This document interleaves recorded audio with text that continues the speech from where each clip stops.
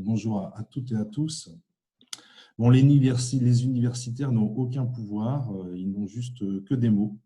Et donc, c'est pour ça que choisir des mots pour pouvoir trouver des solutions à toutes les questions quotidiennes que rencontrent les plus vulnérables, c'est toujours assez difficile.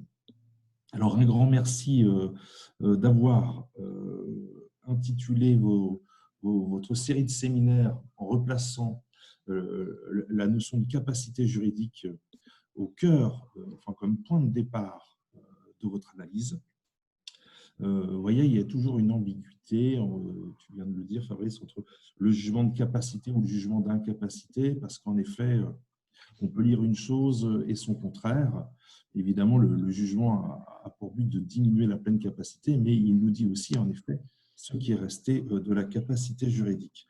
Alors, je voulais faire un pas de côté et plutôt poser cette question, qu'est-ce que protéger? Parce qu'on voit bien qu'on emploie le mot incapable, qu'on emploie le mot protection. Finalement, je pense qu'il n'y a aucun mot qui ne puisse dériver et finalement être productif. En réalité, tout ce que je vais vous dire pendant une heure pourrait s'intituler « L'enfer est pavé de bonnes intentions ». C'est-à-dire qu'on peut, en tant que juriste, essayer de trouver toujours les bons mots, mais tout le discours que l'on aura, tous les textes aussi bien écrits que l'on aura, sauront toujours être détournés en pratique.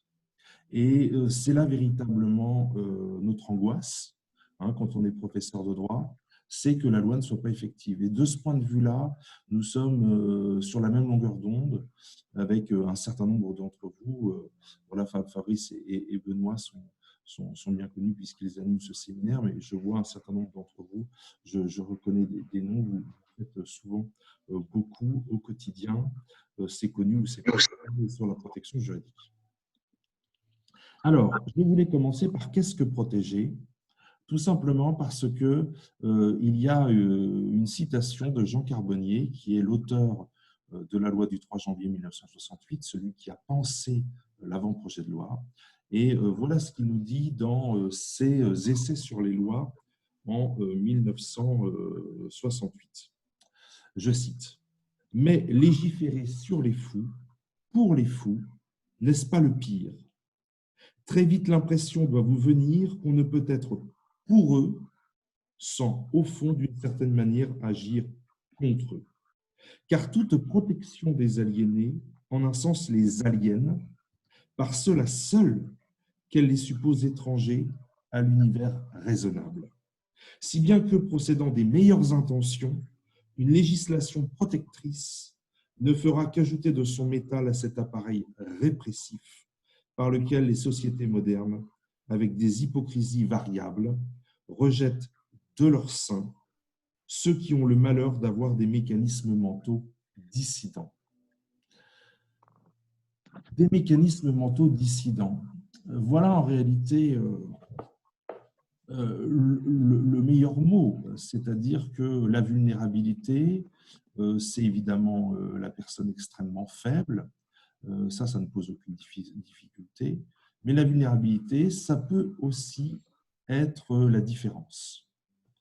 Et ici, dans la protection, on s'aperçoit que le mot protection semble meilleur que celui d'incapable ou d'incapacité, mais voilà, le mot protection ne résoudra pas tout. La protection, ça peut être de l'exclusion, ça peut être de l'infantilisation, ça peut être de l'aliénation, ça peut être l'abaissement des seuils d'autonomie. Bref, il y a clairement un effet pervers à vouloir protéger une personne contre elle-même. Le mot protection, donc, ne résout pas tout. Néanmoins, par la protection, on trouve un progrès. Et quand on scrute l'histoire du droit de la protection juridique, on peut se demander qui est le premier à avoir parlé de protection. Et c'est pour ça que nous allons vers la deuxième question. Qui protège-t-on? Qui protège-t-on? Alors, il y a évidemment une corrélation entre incapacité et incapable. Est-ce que toute personne qui est frappée d'une incapacité est incapable? Est-ce que les incapables doivent être frappés d'une incapacité juridique? En réalité, cette corrélation, eh bien, on pourrait dire, pour simplifier, qu'elle était absolue autrefois en droit et elle ne l'est plus aujourd'hui. Mais avant de montrer cette évolution du point de vue de la technique juridique, eh bien, il y a une évolution du langage. Et cette évolution du langage, elle traduit une évolution de la philosophie, la pénétration de la philosophie humaniste dans cette matière, qui, pour tout dire, n'est pas récente. Il faudra lire et relire Gaston May, qui est un historien du droit, un romaniste, et qui nous montre bien que la philosophie humaniste était déjà connue à l'ancien droit, chez les Romains. Alors, la première ambiguïté, voilà, c'est celle-ci, mais on la retrouve aussi quand on fait un cours sur le handicap, c'est quelle est la cause, quel est l'effet. Là encore, attention à ne pas confondre le major protégé et la personne handicapée. C'est toute l'ambiguïté de la Convention internationale du droit des personnes handicapées. Il y a évidemment des superpositions, mais il n'y a pas d'identité parfaite. Donc, le point de départ, qui protège-t-on? C'est une question qui est évidemment formulée de manière anachronique. Si on rouvre le Code civil de 1804, il n'y a pas le mot protection. Et en réalité, dans l'économie de verbes du Code de 1804, eh bien, on pourrait se dire qu'on va trouver une espèce de contrainte, c'est-à-dire un tour de force qui peut paraître excessif. Alors, voilà, l'article 509 du Code Napoléon, c'est l'un des trois textes que je cite et par lequel je vais commencer. L'interdit est assimilé aux mineurs, nous dit l'article 509 du Code Napoléon, pour sa personne et ses biens. Les lois sur la tutelle des mineurs s'appliquent à la tutelle des interdits. C'est un texte, l'article 509 du Code civil, vous voyez, qui ne parle ni d'incapable ni d'incapacité, mais il fait pire. Il abaisse le majeur. Alors, quel majeur? On va le voir après, mais il l'abaisse à la condition du mineur. Et pourquoi revenir sur l'article 509 du Code Napoléon de 1804? Parce que vous allez me dire, nous sommes quand même en 2020, il y a eu tant de progrès de fait, la loi de 68, la loi de 2007, le rapport 40 d'Église, après le rapport du défenseur des droits, la loi de 2019 et même l'ordonnance du 11 mars 2020. Tout simplement parce que dans certains cénacles, dans certains ministères, oui, on continue de penser et de réécrire le droit des majeurs protégés, mais j'aurais envie de dire que partout ailleurs, on est resté bloqué au Code Napoléon de 1804. Combien de fois ai-je été sensibilisé, mais les mandataires judiciaires de la protection des majeurs le sont quotidiennement, à des réactions assez, comment je pourrais dire, j'allais dire primaires, parce que évidemment, pour nous, c'est choquant, mais en réalité, les sociologues le savent bien, la réception des lois, c'est-à-dire le temps que la loi passe dans la conscience populaire, met beaucoup plus de temps. Et donc, on s'aperçoit qu'on a un grand nombre de nos contemporains qui sont encore bloqués au Code Napoléon et qui considèrent que le majeur protégé doit encore être traité comme un mineur.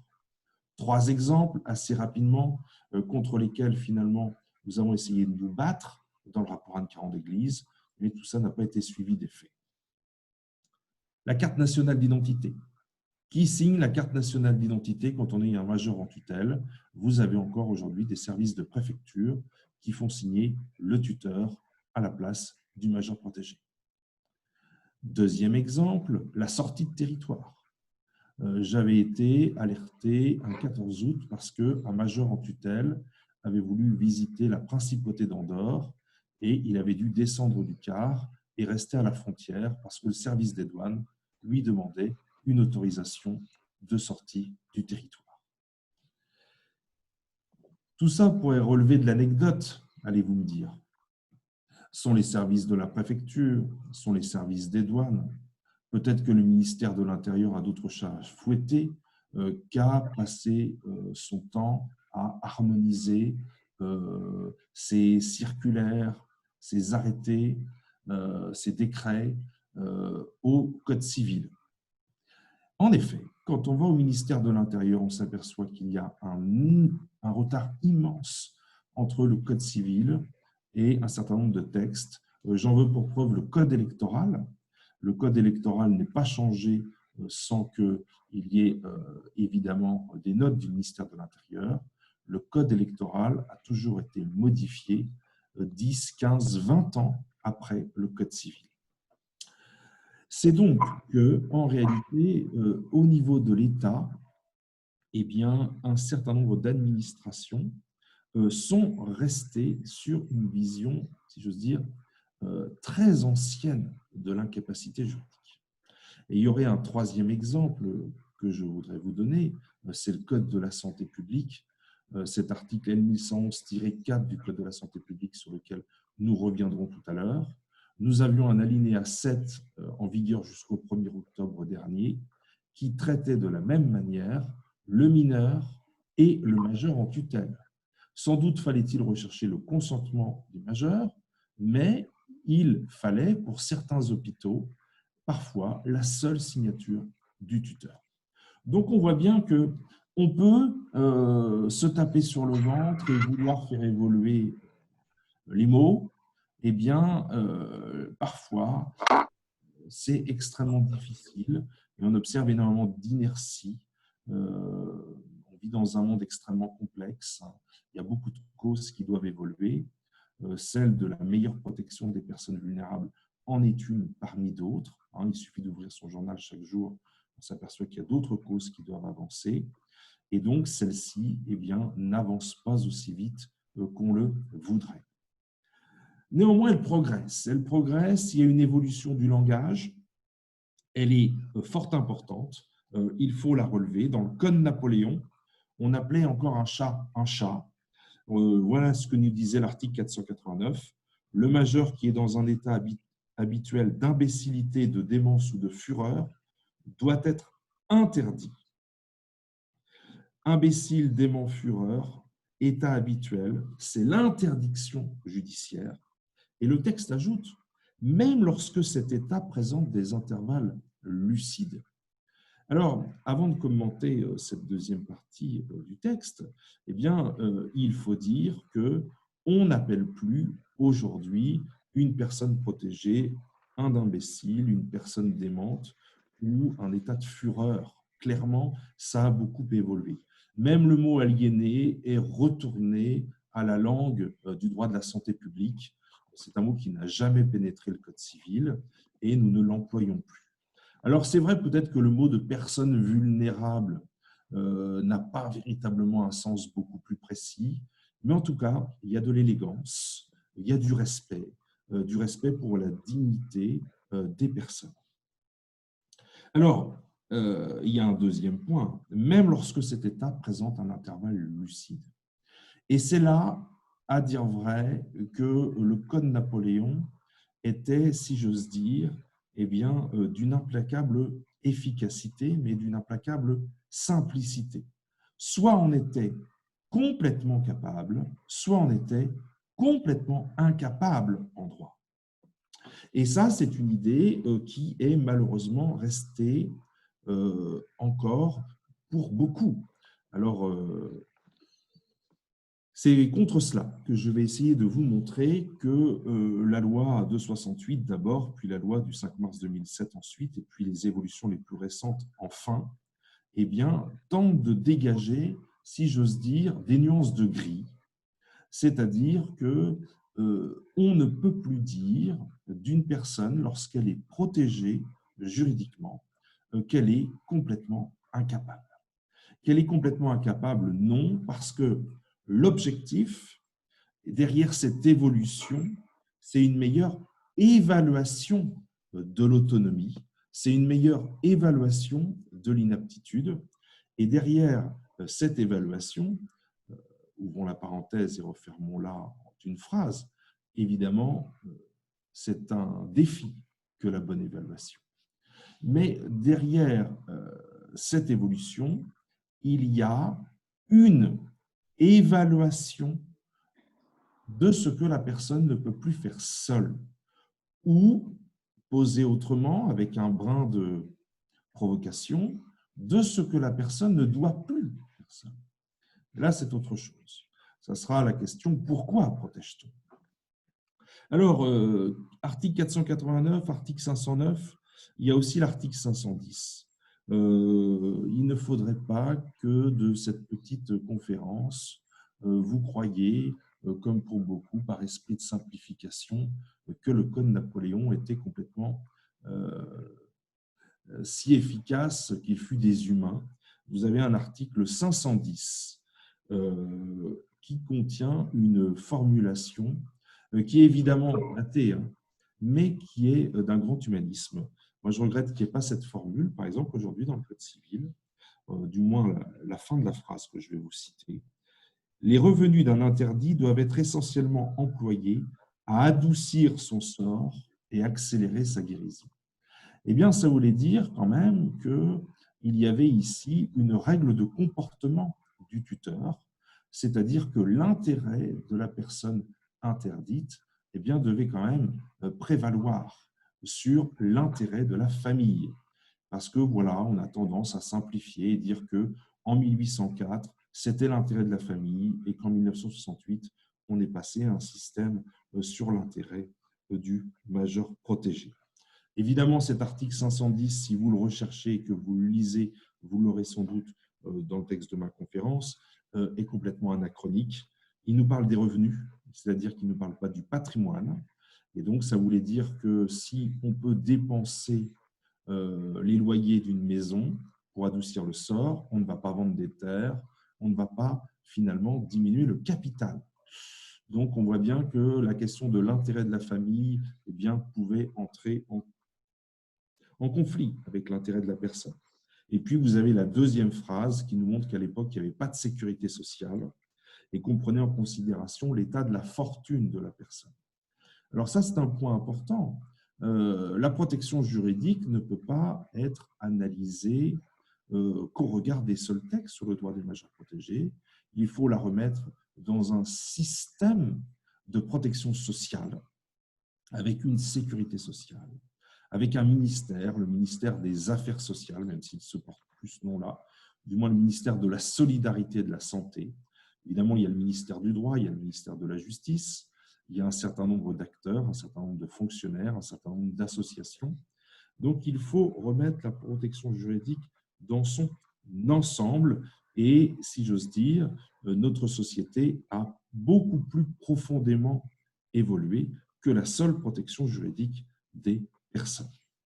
Alors, pour être assez bref, parce que le temps tourne, il est déjà 10h25, je dirais que ces textes ne disaient pas grand-chose et que par un renvoi à la tutelle des mineurs, avec ce tout blanc ou tout noir, je suis complètement capable, je suis complètement incapable, eh bien, quand je suis un interdit judiciaire, eh bien, ce sont les professeurs de droit qui se sont posés la question.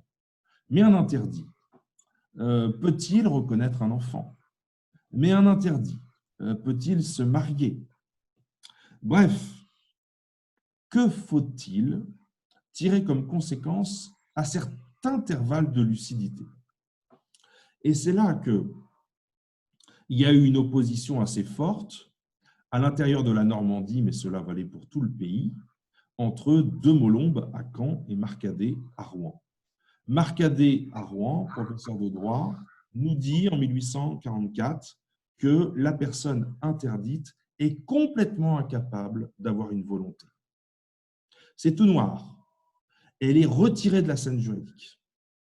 Et De Molombe à Caen, ce prince de l'exégèse, cet homme qui fut avocat 60 ans, bâtonnier 30 ans, un grand professeur de droit à la faculté de droit de Caen au 19e, qui a refusé à plusieurs reprises d'aller à la Cour de cassation, De Molombe, dans son traité, va créer, si j'ose dire, l'expression de majeur protégé.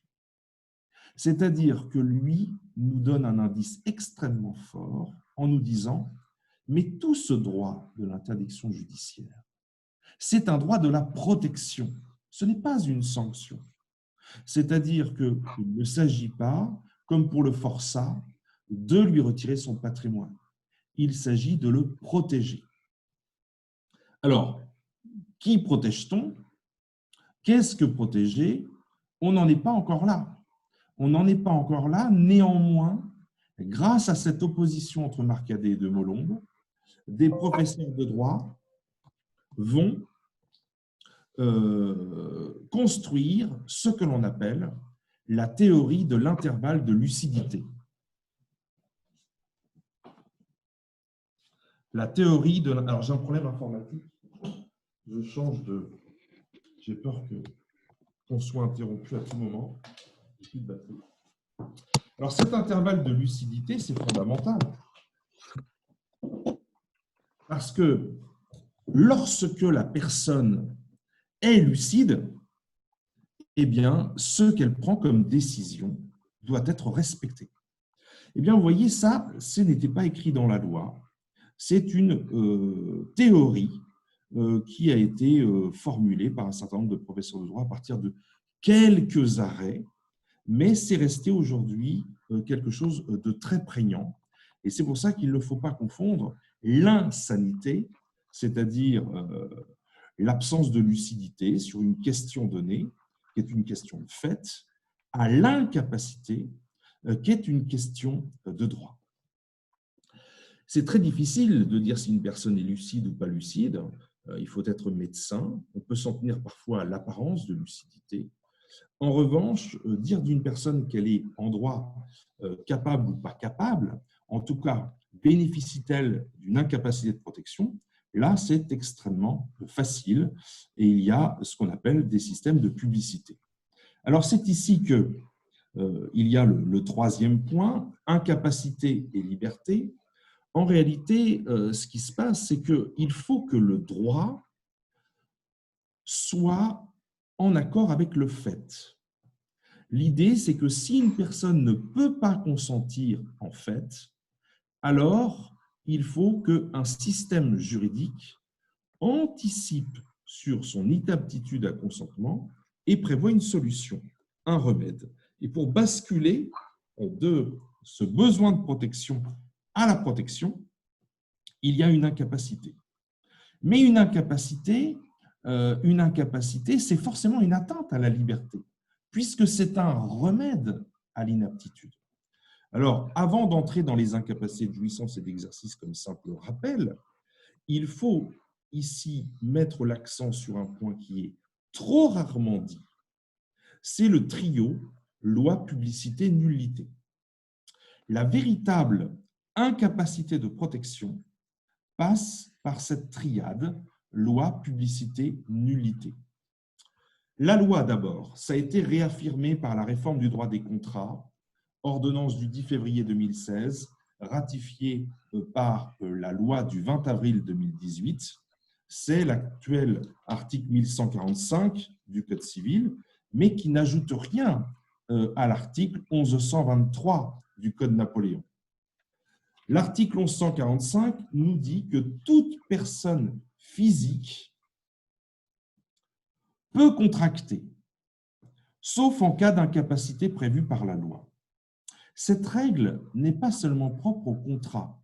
Toute personne physique peut contracter, c'est-à-dire que la capacité juridique est pleine et entière. Toute personne a la pleine capacité.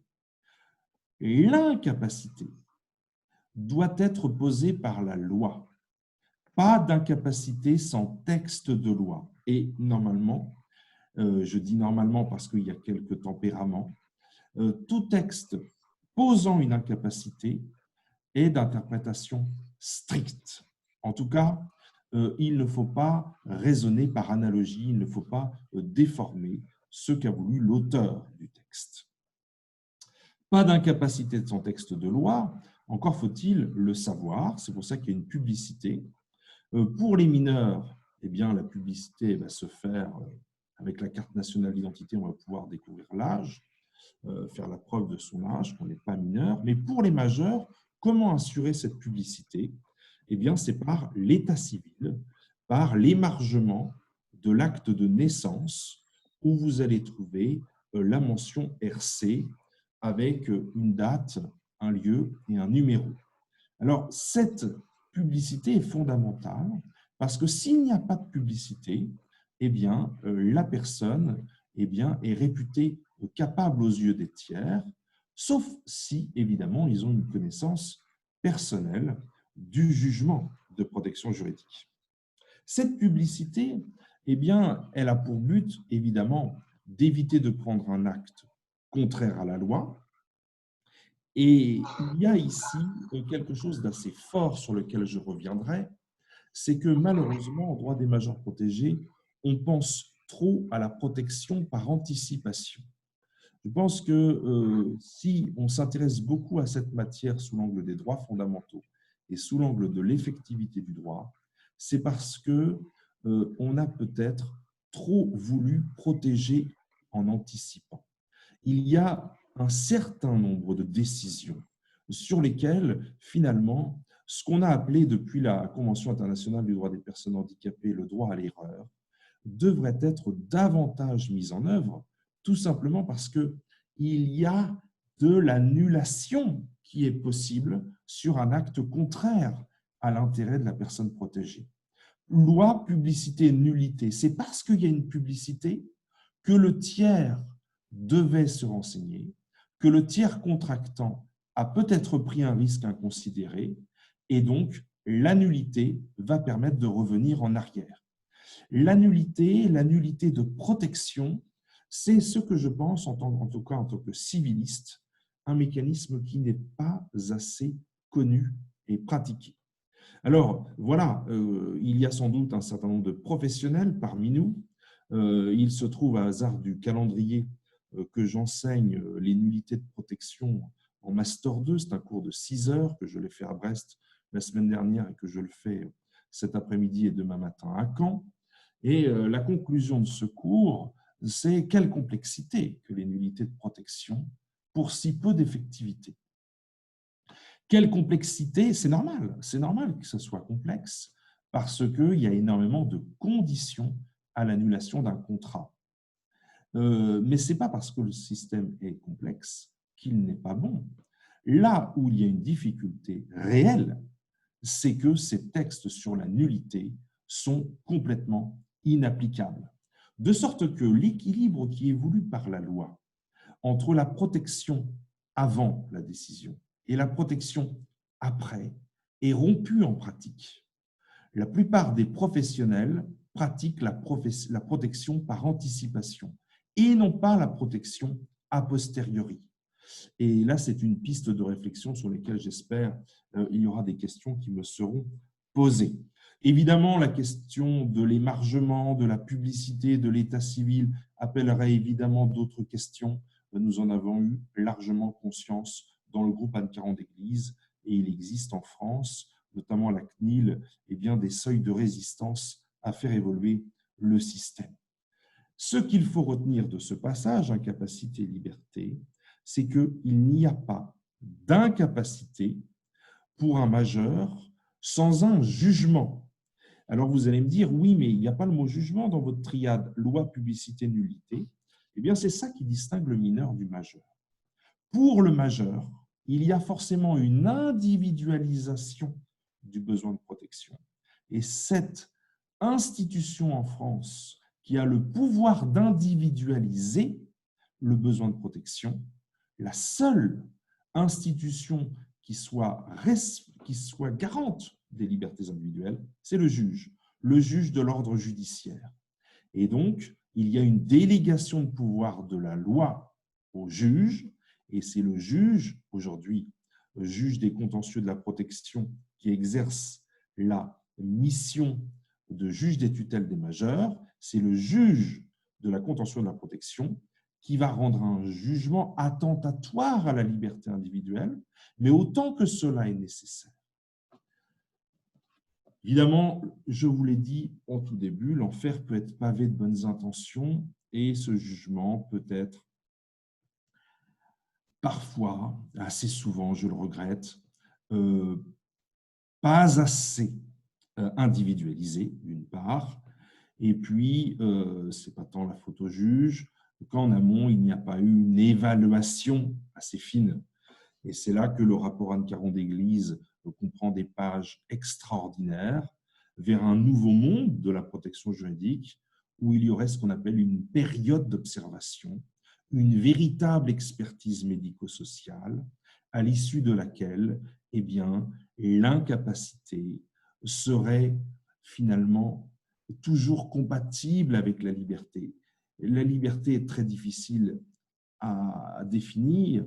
La liberté, c'est l'absence de contrainte, mais quand la contrainte existe en fait, eh bien, le droit ne peut qu'en tenir compte. La contrainte qui existe en fait, c'est l'impossibilité de s'exprimer, c'est beaucoup d'impossibilités qui doivent appeler un remède. J'y reviendrai évidemment, et puis nous aurons l'occasion d'en parler. Il faut avancer parce que nous ne sommes pas sortis de l'ambiguïté sur l'incapacité de jouissance et d'exercice. Incapacité, fait-il incapable? Suis-je incapable par ce jugement de protection juridique? Alors, il faut revenir à ces notions parce qu'elles ne sont pas toujours connues. Et finalement, un certain nombre de conférences à l'étranger, chez nos amis belges notamment, chez nos amis québécois aussi, m'ont fait porter à trouver d'autres mots pour éviter ces mots. Si on ne parle plus de personnes incapables, tout simplement parce que c'est blessant, disait Carbonnier, qu'il faut des mots apaisants, pourrait-on ne plus parler d'incapacité? Eh bien, oui, d'une certaine manière. Parce qu'en réalité, le mot incapacité eh bien, est double. Il y a deux types d'incapacité. Il y a l'incapacité de jouissance, qui techniquement est une interdiction. Et puis, il y a l'incapacité d'exercice, qui techniquement est une tiercification. Alors, l'interdiction, on le voit bien, c'est qu'une décision ne peut pas être prise parce que la loi interdit. Et là, on voit bien que le mot interdiction est très fort, très efficace aussi, mais extrêmement fort. Alors attention, il y a deux types d'interdiction. Il y a deux types d'incapacité de jouissance. À nouveau, le juriste distingue. Alors, on ne distingue pas en droit par plaisir, on distingue parce que derrière les qualifications, vous avez des règles différentes. Vous avez des schémas différents. Il y a l'incapacité de jouissance de défiance, c'est-à-dire les interdictions de défense, de défiance, de suspicion. C'est celle qui interdit à un médecin de recevoir une donation de la part du patient qu'il va soigner de sa dernière maladie. C'est l'interdiction faite à un mandataire judiciaire à la protection des majeurs de recevoir une donation, un legs aussi, une assurance vie aussi d'un majeur protégé dont il est chargé de la protection juridique. Ces interdictions par incapacité de jouissance de suspicion progressent dans notre société. Elles progressent, on pourrait se poser la question de leur sens. Eh bien, clairement, c'est parce que c'est une sorte de morale républicaine, une morale des professions, et donc on attend derrière chaque identité professionnelle qu'il y ait une sorte d'éthique implacable qui est aussi faite d'interdits. Mais à côté des incapacités de jouissance de suspicion, il y a des incapacités de jouissance de protection. Et c'est là que la meilleure protection passe par l'interdit pour un majeur protégé. C'est là que clairement il y a des oppositions. C'est là que clairement on s'est battu pour relâcher la mâchoire de l'étau. Il y a évidemment le droit de vote, vous connaissez tous cette question. Donc le juge des tutelles n'a plus aujourd'hui la délégation de la loi pour retirer le droit de vote. Il y a la question de la pratique du commerce, où la Cour de cassation nous a dit le 6 décembre 2018 dans un avis important que l'interdiction d'exercer le commerce ne concernait que la personne en tutelle. Elle ne s'applique pas à une personne en curatelle. Donc, on ne va pas raisonner par analogie pour l'article 509 du Code civil. Donc, c'est ici que nous avons besoin d'individualisation et que les interdictions faites aux majeurs en tutelle eh bien, doivent être limitées au strict nécessaire. On est d'accord sur ce point. Mais vous avez vu l'ambiguïté du mot incapacité et même l'ambiguïté du mot incapacité de jouissance. Quand on parle d'incapacité dans le temps long, on pense plutôt à une incapacité d'exercice. Et là encore, peut-être que le mot incapacité, eh bien, qui renvoie à l'incapable, eh bien, devrait être renommé. Et je parle à mes étudiants ou à d'autres professionnels, je parle de tiercification. Je trouve que le mot est peut-être encore moins blessant. La tiercification, ça veut dire qu'on peut prendre la décision, mais pour que la décision puisse être le fruit de la volonté du sujet protégé, eh bien, il faut qu'un tiers entre dans le dispositif. Alors après, comment il entre, quelle est son éthique? Eh bien, c'est ce qu'on va voir juste après, parce que ce tiers, eh bien, il va être habilité par le juge, ce tiers va entrer dans la vie privée de la personne. Jusqu'où faut-il entrer dans la vie privée de la personne protégée? On voit bien que les quelques mots qu'il y avait dans le Code civil de 1968 n'étaient pas suffisants et que la loi de 2007 est allée beaucoup plus loin, mais qu'il fallait encore faire mieux et que vous avez toute une formation des mandataires judiciaires à la protection des majeurs pour pratiquer ce que l'on appelle eh bien, cette tiercification, c'est-à-dire cette entrée dans le processus de la décision. Alors, il n'y a pas d'assistance, de représentation, d'autorisation sur les trois techniques juridiques de cette tiercification, de cette incapacité d'exercice. Il n'y a pas d'entrée dans la vie d'une personne sans un pouvoir. Alors, c'est le point numéro 5, incapacité et pouvoir de protection. Alors, on enseigne classiquement que le pouvoir, c'est un remède. C'est un remède à l'incapacité.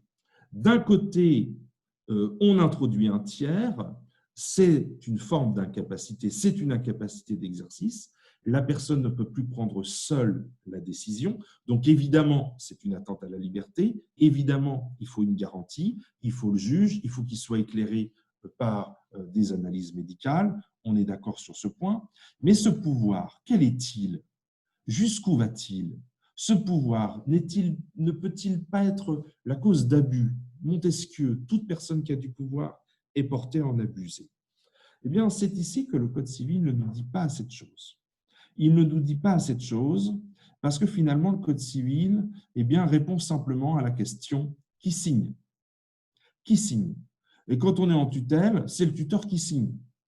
Quand on est en curatelle, il faudrait distinguer entre la curatelle simple et la curatelle renforcée, entre l'acte d'administration, l'acte de disposition, et je ne parle que des biens, je parlerai de la personne après. Il y a quelques questions qui me sont posées, mais nous viendrons tout à l'heure sur la protection de la personne. Qui signe? Ce n'est pas cela qui compte. Ce n'est pas qui signe, c'est qui décide. Parce que qui signe, c'est finalement qui assume la responsabilité de la décision à l'égard des tiers. Et c'est pour ça que le Code civil nous dit qui signe, parce que c'est celui qui devra assumer la décision à l'égard des tiers. Mais qui décide? C'est autre chose. Un tuteur peut très bien signer, mais parce que c'est la personne en tutelle qui a décidé. Donc ici, on voit bien qu'il y a une nuance qui a échappé à beaucoup de personnes. Alors, est-ce qu'elle a échappé à beaucoup de personnes ou est-ce que c'est l'aridité du texte qui est à l'origine eh bien, d'une dérive de la pratique? Évidemment, un certain nombre de mandataires judiciaires à la protection des majeurs, et Pierre Boutier ne m'en voudra pas de le signer, ou m'en voudra pas de le citer, pardon, c'est qu'il est beaucoup plus simple de faire à la place d'eux plutôt que de faire avec.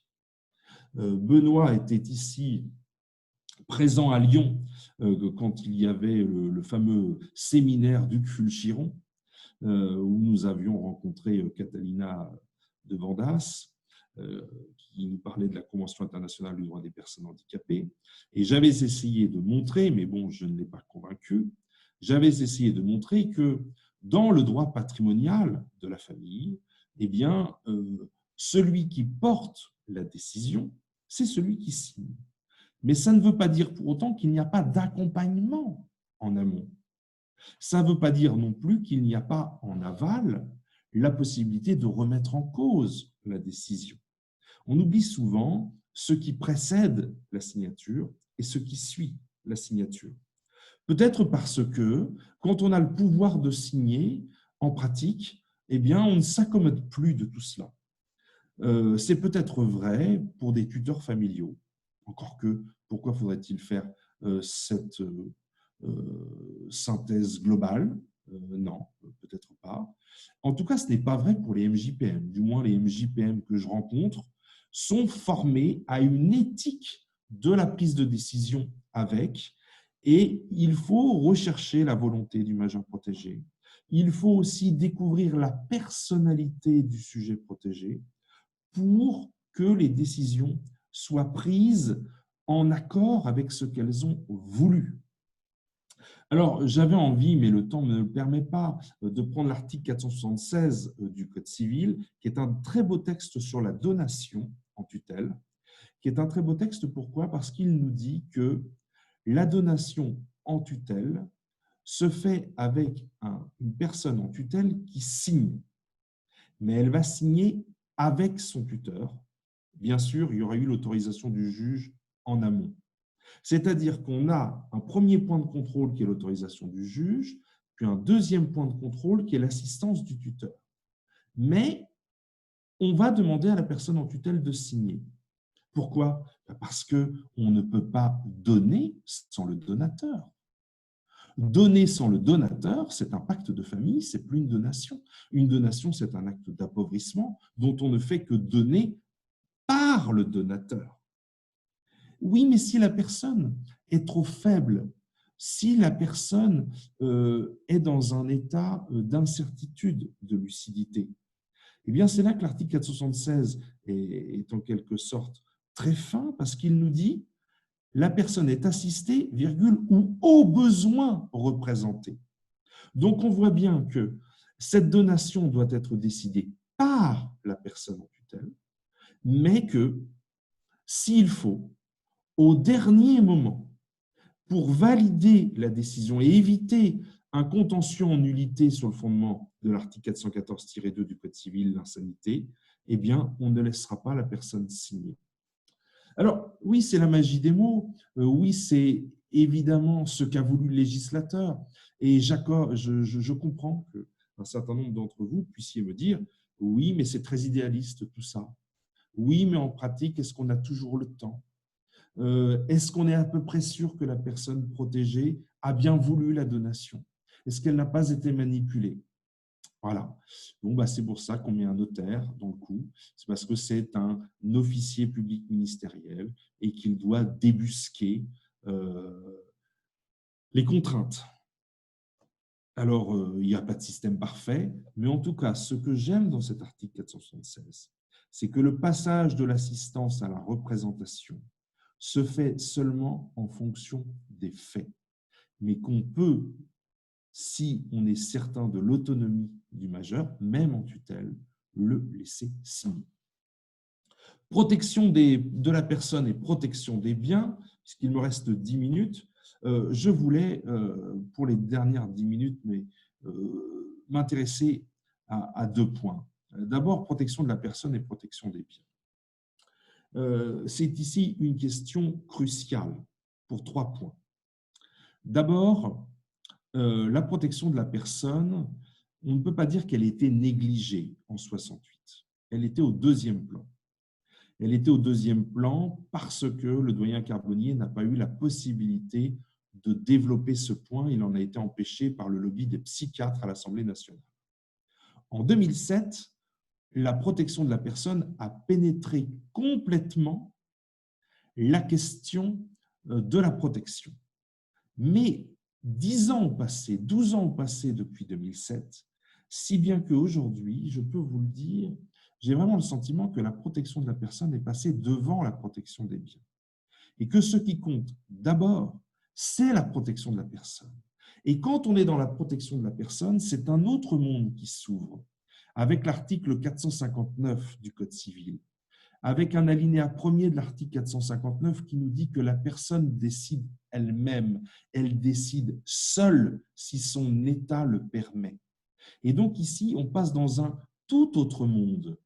Oui, il y a des incapacités de protection, mais c'est le contraire. On considère que même protégé par une tiercification, même protégé par une incapacité d'exercice, la personne en charge de la protection doit rester un pas derrière la personne protégée. C'est la personne protégée qui reste l'actrice de sa vie. C'est elle qui décide pour elle-même sur toutes les décisions, tant que son état le permet.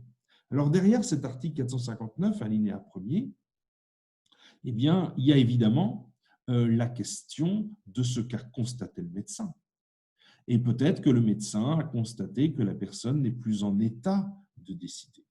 Et peut-être que cette personne qui n'est plus en état de décider a donné des signes d'alerte et que le juge, mais on passe à l'alinéa 2 de l'article 459, et que le juge a donné une mission d'assistance, voire, dans des cas très particuliers, une mission de représentation.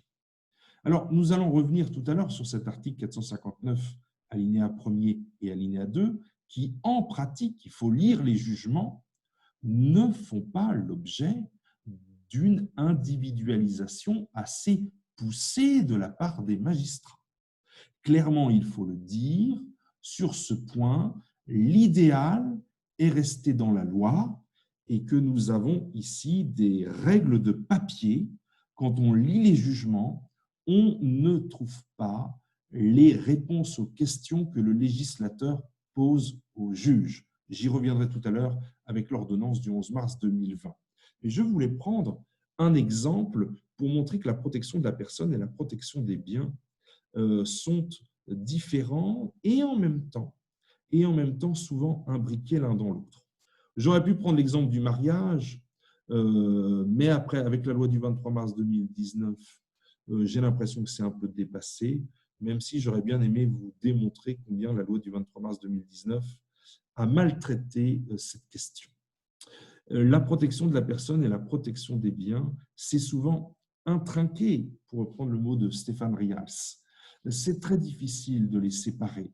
Et je dis, comme Thierry Véred, la protection de la personne, c'est la première face de la protection. Vient après la protection des biens. On ne protège pas les biens sans connaître la personne et sans affecter tous ces biens à sa personne. Alors, le contrat d'accueil. Vous avez, avec la loi du 28 décembre 2015, un certain nombre de textes dans le Code de l'action sociale et des familles qui sont, je le crains, restés lettres mortes. L'article L311-3, c'est le texte qui va mettre en avant la liberté d'aller et venir des personnes vivant en EHPAD.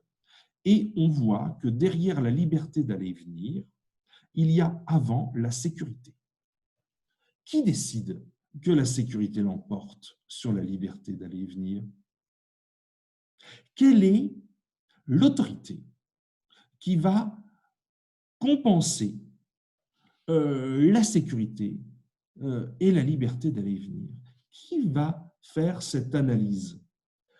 Alors, dans un contrat d'accueil, il va falloir évidemment s'assurer que la personne consent à entrer en EHPAD et ensuite, il va falloir s'assurer que la personne consent à toutes les atteintes à sa liberté individuelle. Toute la loi du 28 décembre 2015 repose sur le consentement de la personne protégée. C'est-à-dire que la seule autorité qui puisse décider d'une atteinte à sa liberté individuelle, c'est la seule personne accueillie. Quand on lit les textes, eh bien, on s'aperçoit que le fondement de l'atteinte à la liberté individuelle, c'est le consentement. Alors, quand on sait qu'en pratique, un certain nombre de personnes entrent en EHPAD parce que c'est la moins mauvaise des solutions, qu'un certain nombre de personnes vivent dans des espaces complètement fermés, sans forcément avoir conscience que c'eût été possible autrement, je suis véritablement circonspect sur la question de faire reposer complètement sur le consentement. Alors, le texte, oui, c'est L311-4, L311-4-1, et il y a d'autres textes encore, font référence à la protection juridique des majeurs.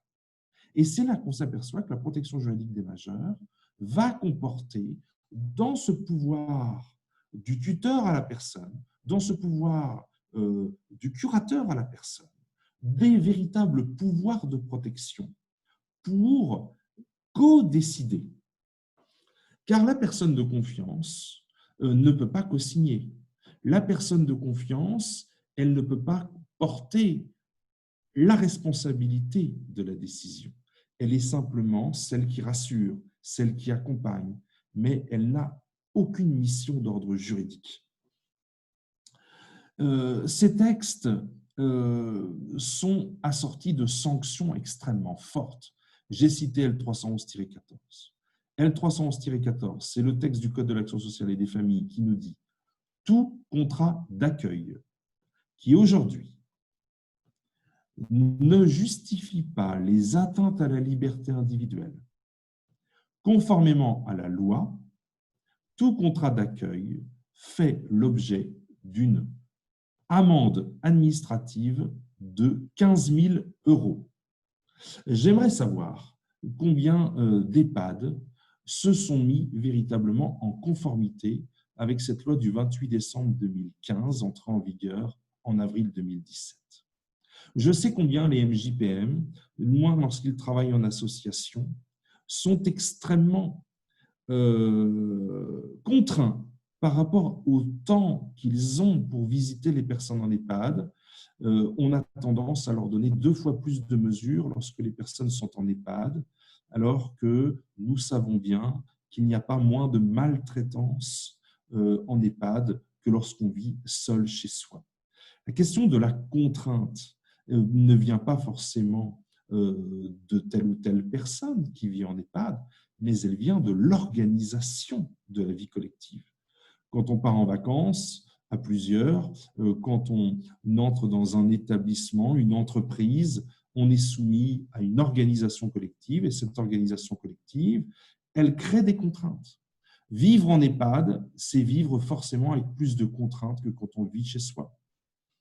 Et donc, toutes ces atteintes à la liberté individuelle, eh bien, je trouve qu'elles ne font pas assez l'objet d'une véritable protection de la personne sous l'angle de la protection juridique des majeurs protégés.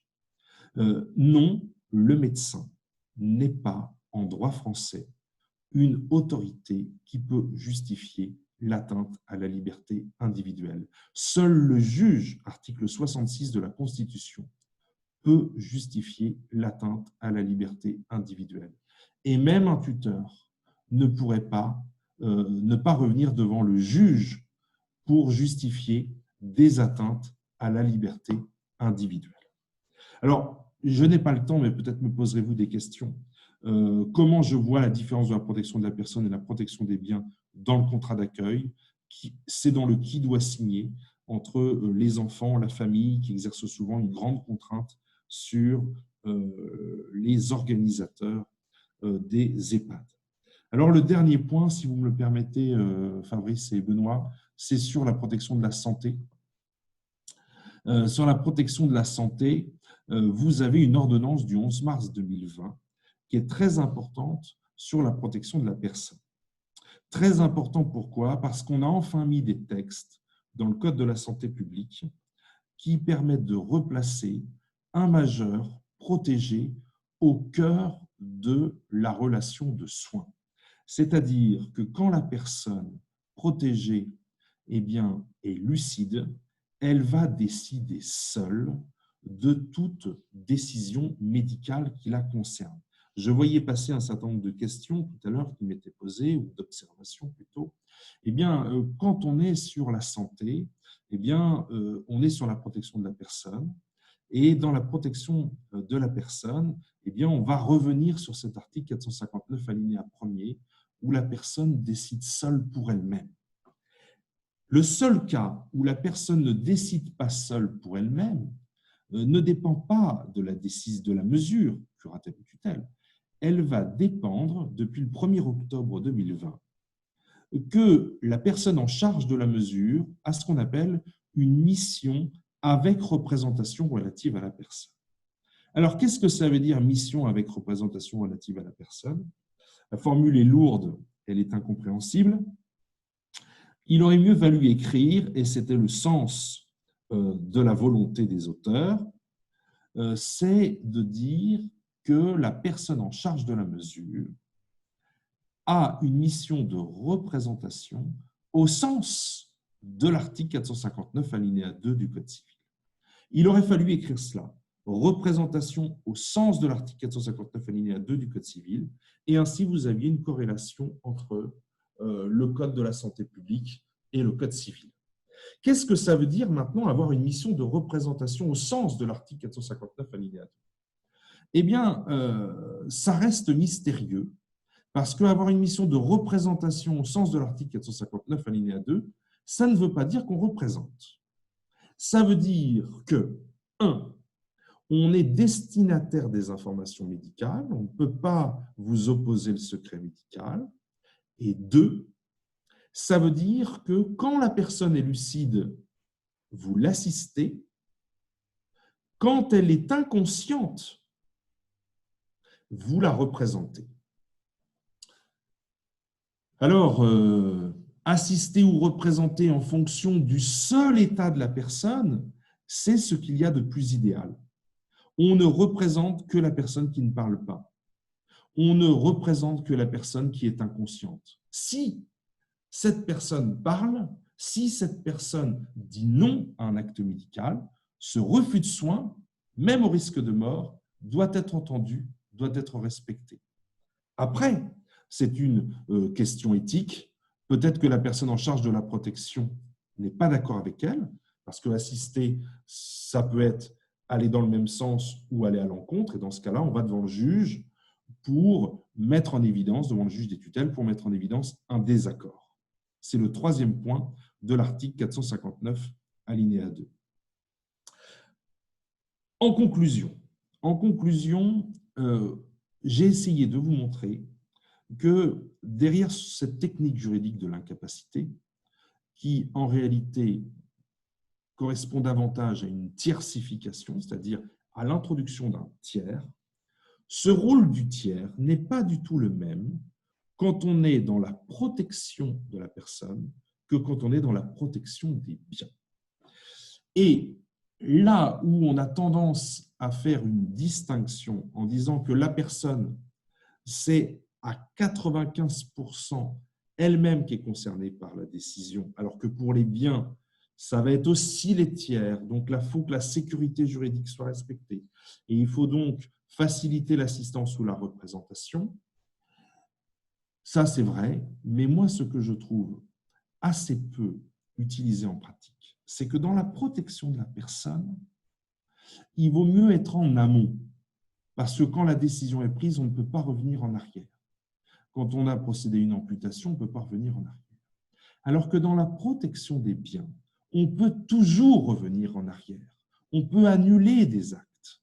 Et là où la Convention internationale du droit des personnes handicapées, mais ce n'est pas dans son texte, mais c'est dans sa philosophie, a été majeure de l'évolution de la pensée de cette matière, c'est qu'il faut davantage penser la protection a posteriori plutôt que la protection a priori.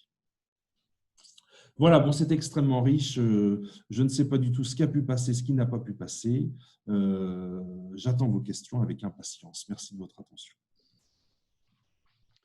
Merci infiniment, Gilles, pour cet exposé dont je pense que tout le monde aura goûté comme moi à la fois la clarté et puis la façon dont tu es entré dans un certain nombre de sujets. Alors effectivement, on avait, nous, annoncé un titre où la Convention de l'ONU était au premier plan, mais je pense que si vous avez écouté attentivement, vous aviez vu qu'elle était présente à l'arrière-plan, en filigrane quand même de l'ensemble de l'exposé.